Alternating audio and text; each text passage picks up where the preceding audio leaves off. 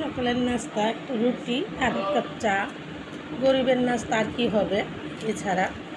আর গরিবের নাস্তা বলতে যে আমি এখানে রুটি নিয়েছি, যে রুটিটা আমিই বানিয়েছি।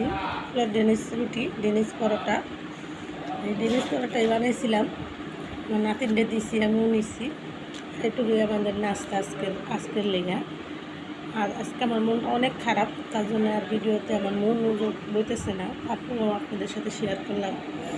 আপনারা এরকম করে ডেনিস পরোটা বানিয়ে খাবেন চা দিয়ে, সুস্বাদু একটা নাস্তা। আর এই নাস্তাটা খেতে অনেক সুস্বাদু লাগবে।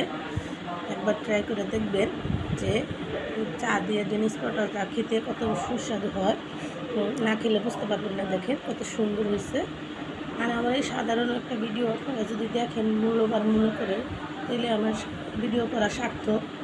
আজকে আমার মনটা অনেক খারাপ, তারপর আপনাদের সাথে শেয়ার করলাম। আর আমার ভিডিওটা দেখেন।